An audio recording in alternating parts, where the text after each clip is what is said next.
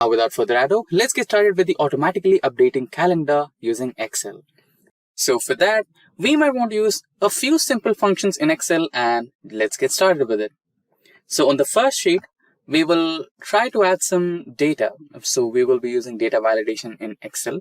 So we don't want all that list of data to be appearing on our calendar, right? So for that reason, let's create a new sheet. And in this sheet, let's add our months. And also, let's consider a few years. We are not creating the automatically updating calendar for just 1 year. Let's create for a couple of years, maybe a 10, right? So let's add in January.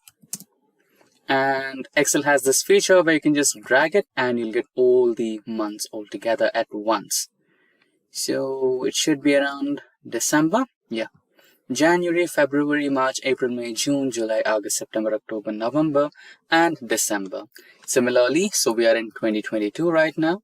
So let's add 2023 and a couple of more years maybe. So just Shift, lower arrow key, and now drag that to the December part. I think we'll get 12 years. So we have 2033.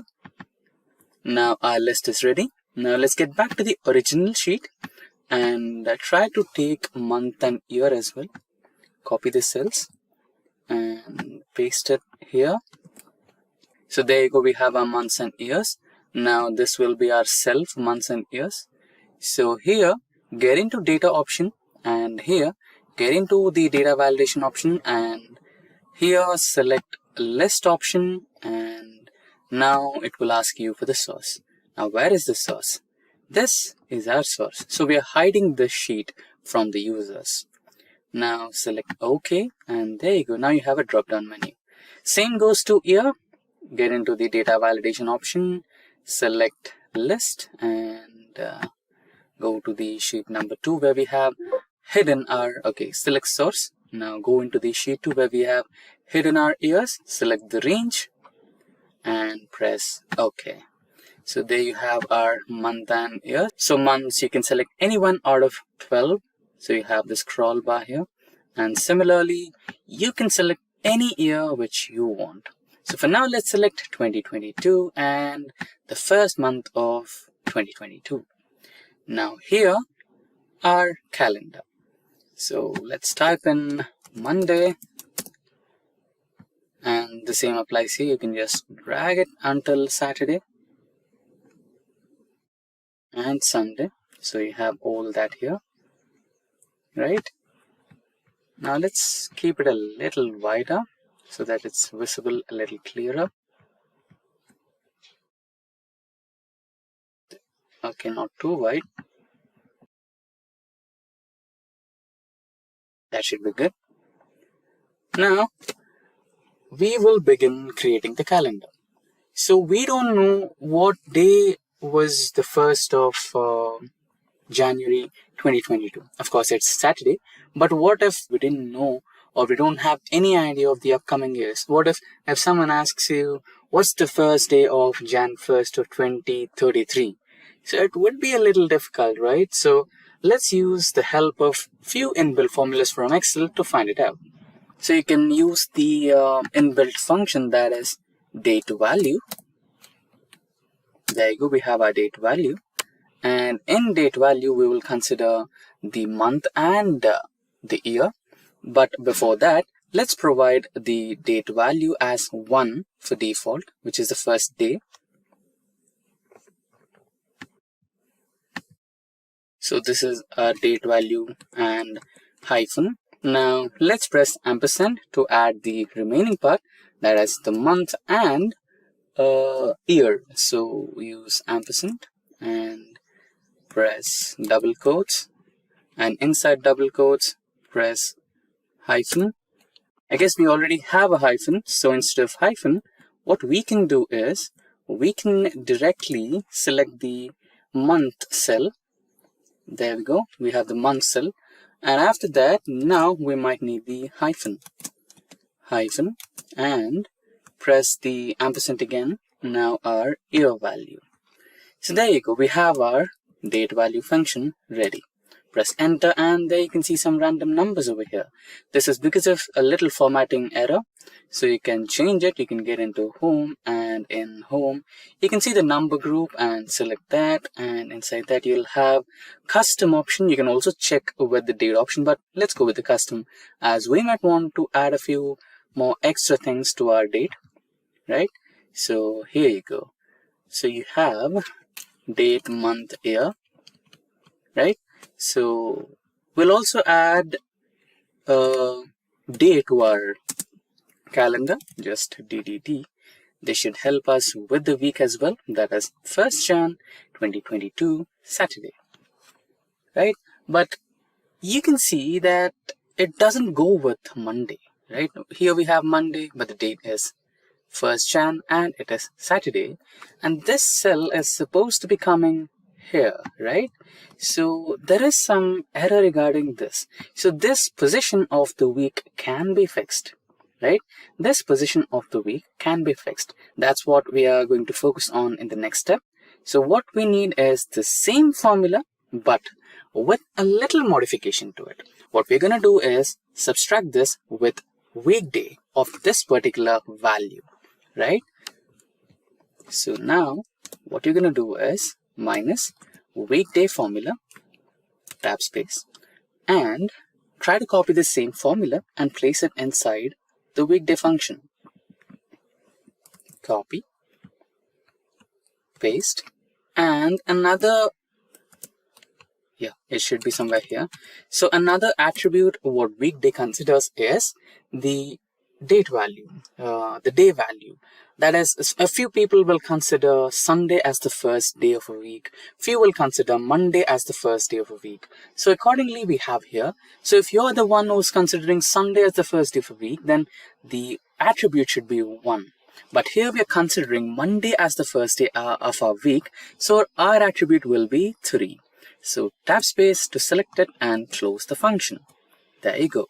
Now you have the formula ready to identify the correct position of the weekday and the date value, right?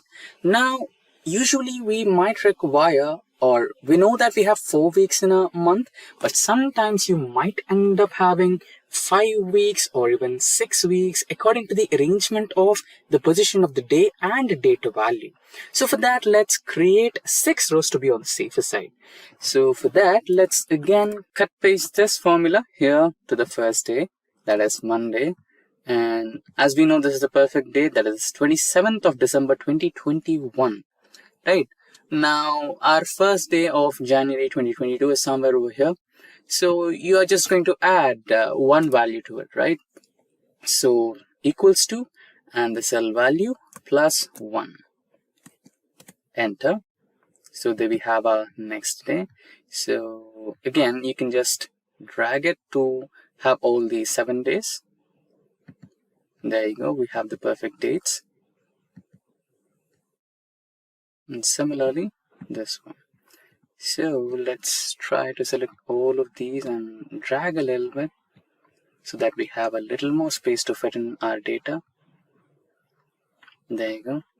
Now here you're adding 7 more days to complete the week. So here we'll add the cell value plus 7 days to get the next adjacent date, right? So the value of the date plus 7 days of a week to get the next consecutive date, followed by the 2nd January, we'll have 3rd January, right? And now he can do the same to this one and you'll have the consecutive days. Now drag this to all the 4 rows so that we have 6 rows. There you go. Our calendar is perfectly fine now. Now we'll try to do a few more modifications to our date value. So instead of having all the month, year, and week name, we can just keep it as just the day number, right? So just get into numbers again, numbers row, and here eliminate all these data and just keep D for date. Press OK. So there you go. We have our perfect date arrangement over here. Now we will try to minimize the calendar length, or we can just make a few modifications to it. Monday, Tuesday, Wednesday, Thursday, Friday, Saturday, and Sunday. Right now we will make some modifications, then try to fit it. There you go, it looks good now, but we still have one issue to fix. That is, we still have a few days from our previous year, that is 2021, and we have a few days from February as well, right? So this looks like a problem, which is fixable. So we can make use of conditional formatting here to fix this. So get into Home and Conditional Formatting, and in Conditional Formatting, try to use a new rule and use a formula to determine which cells to format.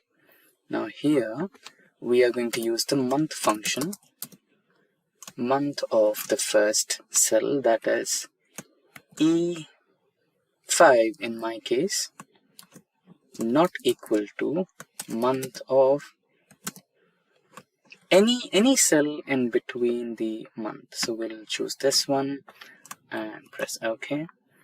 So what you want to do, if the cells are not equal, what you want to do, get into format and get into number, and here choose custom and choose as 3 semicolons, or you can also do an idea of kind of blurring the numbers up. So for now I'll choose to eliminate the numbers, or remove the numbers, or keep a blank space when the condition fails, right?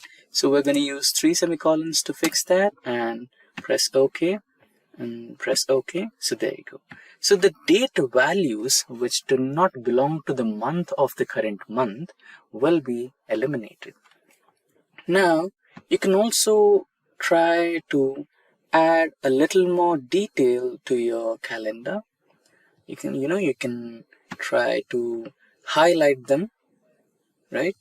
So again, you might want to get into conditional formatting and new rule and use a formula. So here, if the months are equal, month of E5, or the first cell E5 is equal to month of any location, that is month current values, then fill with some color which is relevant to the calendar. So I'll choose blue and press OK and press OK. So those particular cells will be highlighted, and you can also make some minor modifications to this as well.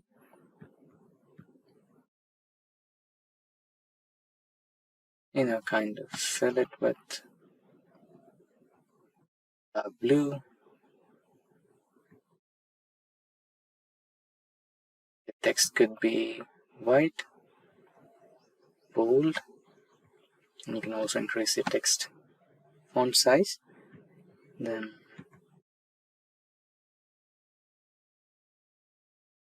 add borders.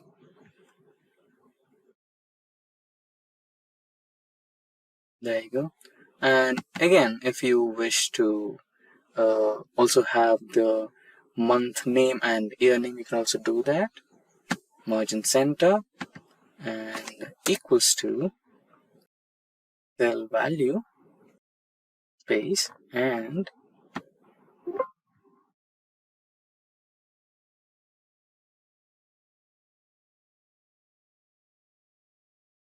the ampersands and cell year value. Press enter and there you go. And even you can try to modify this as well. You can choose to have darker variant of blue and increase the font. You can also choose to highlight the cell color.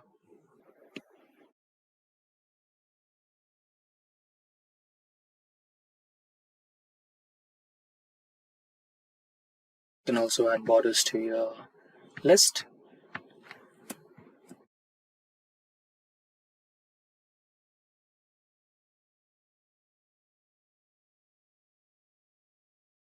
So there you go, your automatically updating calendar is ready. Now let's select the January, and as our first query was to find the first day of 2033, right? So here we have 2033, and the first day of 2033 January is Saturday. And if you want another month, you can also choose that. Let's say March, and you have the changed updated calendar over here. So this is how you create the automatically updating calendar using Excel.